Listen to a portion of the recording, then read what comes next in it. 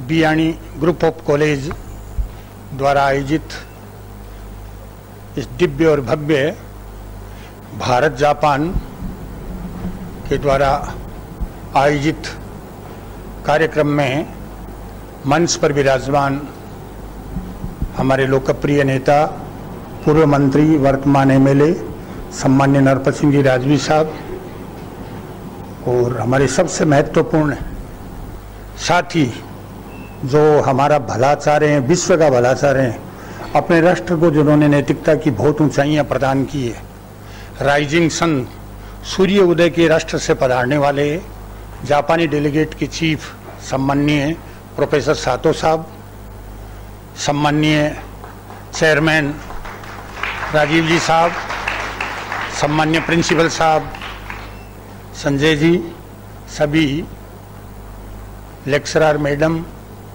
देवियों, भाइयों, छात्र छात्राओं,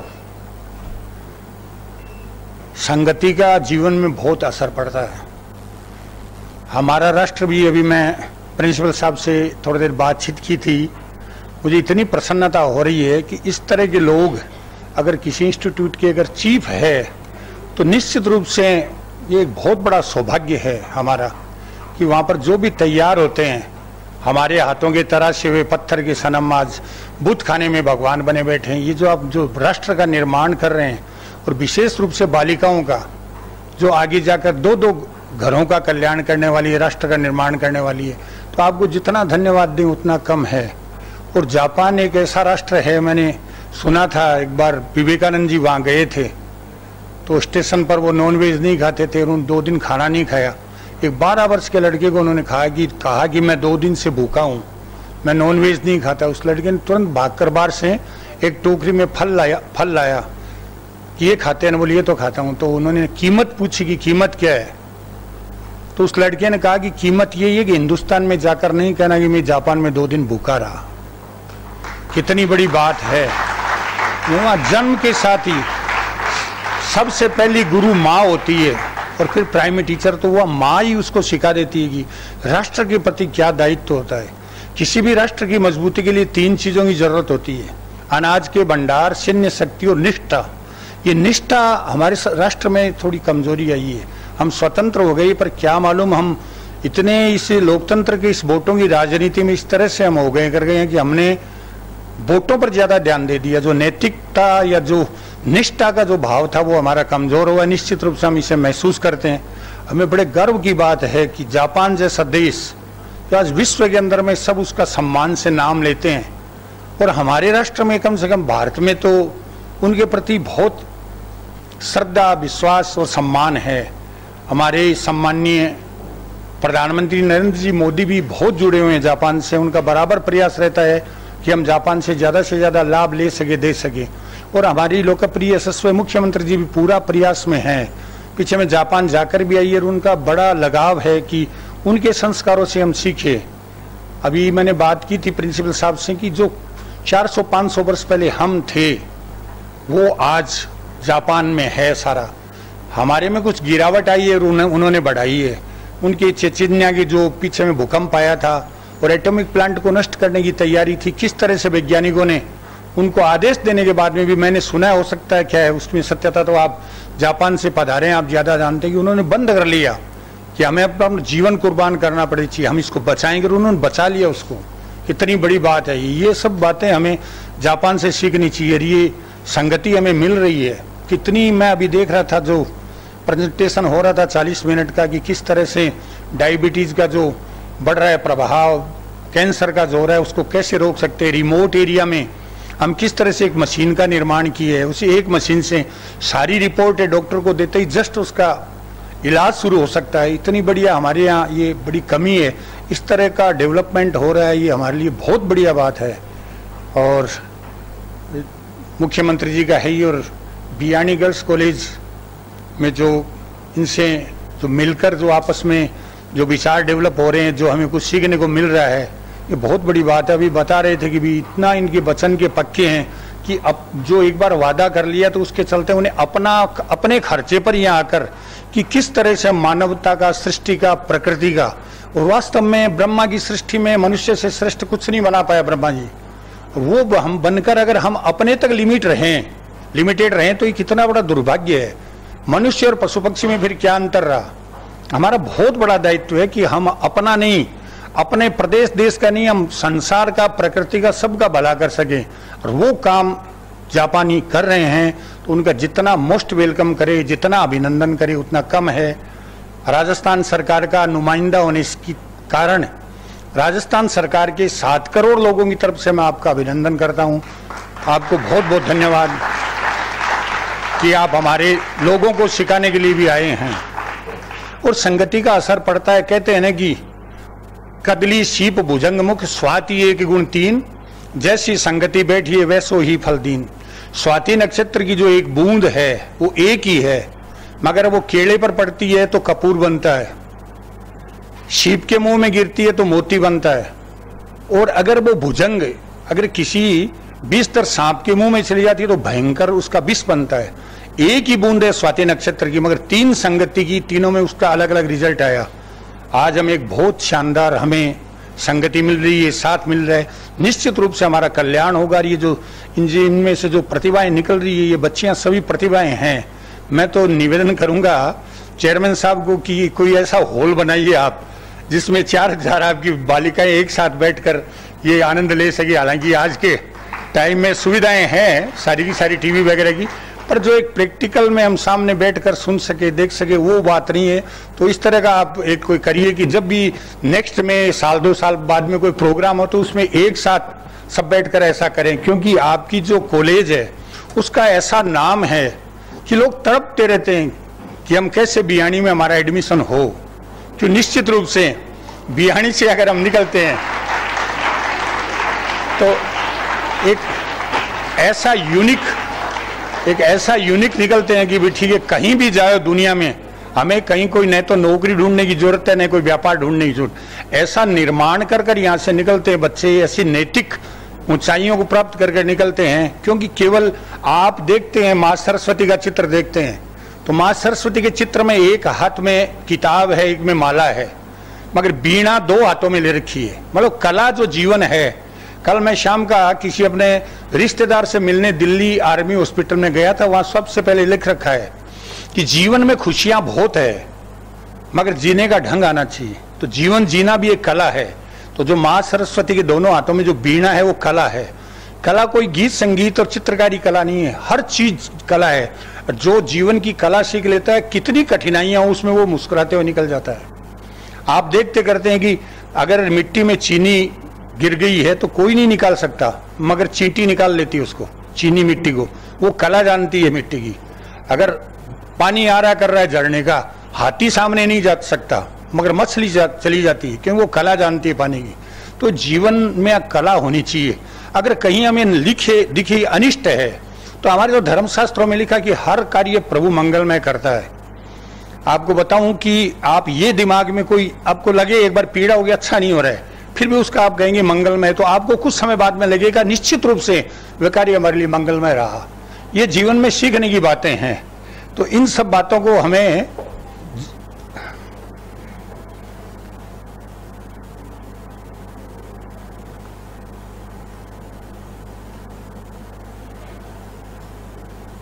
क्या कहना मैं चेयरमैन साहब को जितना बधाई दूं उतनी कम है कि उन्होंने मैं बात बोली तो उन्होंने कहा कि निश्चित रूप से ये 4000 लोगों का स्टेडियम ये हम बनाने जा रहे हैं, करने। जितना उनको धन्यवाद दूं बहुत बढ़िया बात है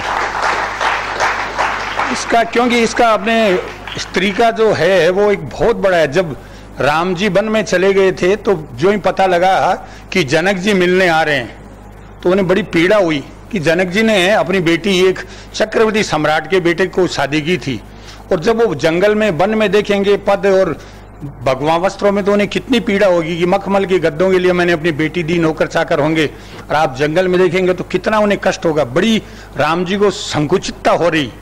पर जो ही जनक जी ने अपनी बेटी को देखा, देखती कि आप पुत्री पवित्र किए कुल दो, धन्य बेटी तुमने 2 कुलों को पवित्र कर दिया है। तो आज उस जेंट्री के सामने हम बैठे हैं, उसका रिजल्ट बढ़िया आएगा ही निश्चित रूप से। मैं 2 मिनट के लिए आप लोगों के एक परमार्थ की बात बताना चाहता हूं कि जिंदगी में सब कुछ आप लोग जीवन में कुछ अच्छा काम कर सके, उससे बड़ा कोई बंधन नहीं है। मैं 16 साल का था तो मेरे फादर एक्सपायर हो गए। हमारे कलकत्ते में होटल है। मेरी हाइट वगैरह पहले ही थी। मेरा मन था कि अपन एयरफोर्स में या मिलिट्री में जाएंगे। जब एक दिन मैं पिताजी के पास में गर्मियों की छुट्टियों में गया हुआ था तो एक आदमी अपने लड़के को लेकर आया कि मेरा लड़का LLB कर ली, अब इसको मैं वकील बना रहा हूँ। तो पिताजी ने कहा कि मेरी भी इच्छा है कि अपने लड़के को वकील बनाऊँ, और उनकी डेथ हो गई। मैं कलकत्ता गया 11वीं क्लास करके, तो मुझे अपने पिता की बात याद आ रही थी कि वो मुझे पढ़ाना चाहते थे। तो मैंने काफ़ी चेष्टाएं की, पर मैं बंगला तो उस टाइम जानता नहीं था, और जहाँ भी जाता लेट हो गई तो जयपुरिया प्रिंसिप जितनी बड़ी बड़ी कॉलेजें थी वहाँ सारा एडमिशन बंद हो गया था। किसी ने मुझे बताया कि खुदीराम बोस नाइट कॉलेज है, वहाँ शायद आपको मिल जाए। मैं वहाँ गया तो वो UDC था, बुजुर्ग बंगाली था। मैंने उन्हें कहा दादा मेरा एडमिशन हो सकता है क्या? तो नाराज हो गया, बोले कि आपनी 1 मास हो गए थे, 1 मास हो गया, 1 महीना हो गया, एडमिशन बंद हुआ, अभी आप आ रहे हैं। तो वो पिताजी एक्सपायर होने से बाल कटाए हुए थे, तो भदर हुआ था मैं। तो मैंने कहा दादा हमारे बाबा मोरे गए थे, और ये इतने भावुक होते बंगाली, क्या आप अपना बाबा मोरे गए थे? हाँ पिताजी मर गए, मैं एडमिशन दूंगा। उन्होंने एडमिशन दे दिया मेरे को। BCom करने के बाद में उन्होंने कहा कि पिताजी तो वकील बनाना चाहते तो LLB करनी पड़ती है। तो मैं सुरेंद्र नाथ लॉ कॉलेज से LLB कर रहा था। मैं LLB फाइनल नहीं कर पाया, इसकी एक बात है। जब परीक्षा दे रहे थे तो मेरे साथ में एक लड़का बैठा था, वो कॉपी करने के चक्कर में था। तो उसने कहा कि आपके पास कोई रबड़ है क्या? मगर मेरे पास तो नहीं है। तो उसने कहा पीछे लड़की है उसके पास में है, तो वो मांग लो। बोले नहीं आप मांग कर दीजिए। तो फिर मैंने कहा दीदी अपना रखा छे कोनो एक्स्ट्रा रिबन आछेगी? तो उसने दे दिया, चूल्हे जुना छे दे दिया। उस लड़के ने उसको रबड़ को लेकर अपने पिंडी में पैर में लगा लिया, और वहाँ 4-5 प्रश्न उसने रख लिए। तो संजोग से 4-5 प्रश्न आ गए। वो जो एक को करता है उसके नीचे दे लेता। बंगाल में तो आप जानते हो होता है, कोपी होती है। वो लड़की बार बार पीछे से कह रही है कि सर मेरे को दीजिए ना। मैं उसको कह रहा हूँ दे दो, जो तुमने कर दिया वो दे दो उसको। अब उसका एहसान भी था, उसने रबड़ दिया था। वो मेरी कुर्सी को हला रही है। दादा आमागे दिन ने, भैया ना दादा के, दादा आमागे दिन ने আমি অনেক গরিব লোক আছে দাদা, আমার বাবা নাই, আমাকে চাকরির দরকার আছে। समझ रहे हैं? सरल भाषा ये, मेरे को नौकरी की दरकार है, मेरे बाबा नहीं, हम बहुत गरीब हैं। मैं उसके कह रहा हूँ पर नहीं दे रहा। पर क्या अचानक उसके क्या समझ में आया, उसने 3-4 वो कागज रखे और मेरी उस पर बुक पर रख दिए। मैंने 3-4 उठाकर पीछे उस लड़की की कॉपी पर रख दिए। मैं जो ही रखकर इधर घूमा, मैंने देखा कि वहां पर वाइस प्रिंसिपल, वाइस चेयर, वो चांसलर, कंट्रोलर सारे अंदर एंट्री कर रहे हैं। शायद उस लड़के ने देख लिया था, तो उसने रखा, मैंने उसके रख दिया। मैं लड़की की तरफ देखा तो मैंने देखा उसका चेहरा सफेद हो गया एकदम। अंदर घुसते उन्होंने बोलो जो जेखाने आचे शेखाने दाड़ान, जो जहां है वहीं रुक जाए। लड़की की हालत खराब। मैंने वो कागज वापस उसके यहाँ से लेकर अपने टेबल पर ले आया, और उसको आए। वो बोला आप ना रहे मुझको? हाँ। बोले गेट आउट। उन्होंने उसको लगाकर मेरे को कर दिया। मैं जो ही बाहर निकला, वो लड़की पेशाब पानी का बहाना लेकर बाहर आई, रोने लग गई। दादा आपने की করছে আমার জন্য, मेरे लिए आपने क्या किया? আমি কাজের লোক আছে, मेरे होटल है, काम है, তোমাকে চাকরির দরকার আছে, তোমার বাবা নাই, তুমি গরিব লোক আছে, তুমি ভালো করে अपनी परीक्षा दिन। वो चली गई। तो मैंने देखा है जीवन में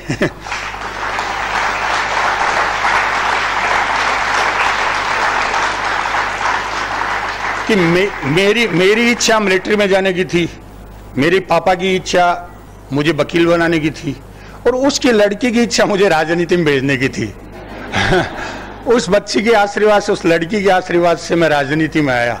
और इस राजनीति में आने के बाद में, ये राजनीति भी नारकीय जीवन है आपको बताते हैं। सुबह से लेकर रात तक यहाँ पर थैंकलेस जॉब है आपको बताते हैं। फिर भी इसमें इतना काम होता है कि मैं ये सोचता हूँ कि शायद 10,000 करोड़ रुपया भी मैं अपने जीवन में कमा लेता तो शायद इतना काम नहीं कर सकता जितना इस प्लेटफॉर्म से मैं कर पा रहा हूँ। तो ये सत्कर्मों का फल है। तो जीवन में अच्छे कर्म हमें करना चाहिए। हमें एक ऐसा साथी, जापान जैसा साथी हमें मिला है, तो निश्चित रूप से हमें प्रयास करना चाहिए कि हम उनसे क्या ज्यादा से ज्यादा सीखें। और मेरा डिपार्टमेंट तो जापान का बहुत आभारी है। अभी हमारे जो बायोलॉजिकल पार्क चल रहे हैं, सज्जनगढ़ उदयपुर का है, जोधपुर का माचना है, यहाँ का नारगढ़ है, इनमें इतना बड़ा कंट्रीब्यूशन जापान का है, जाइका बोल के, कि जिसका कोई अंदाज नहीं। हम लोग इतना शानदार काम कर रहे हैं, हमारा वन विभाग इनके सहयोग से आज करोड़ों पेड़ हम लगा रहे हैं।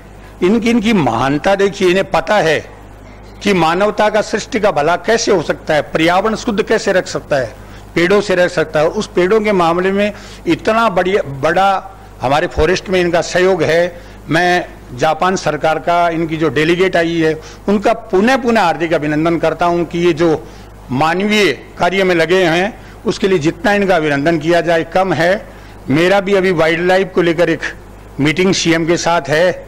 सम्माननीय प्रिंसिपल साहब और इन सबका हुक्म था कि आपको इस प्रोग्राम में आना, तो मैं अपने आप को बहुत भाग्यशाली मानता हूं। अभी मैंने नवरात्रा की, एक साथ 3 देवियों की दर्शन और कर रहे हैं, तो आप सबको भी मेरा प्रणाम भी, आशीर्वाद, बहुत बहुत धन्यवाद।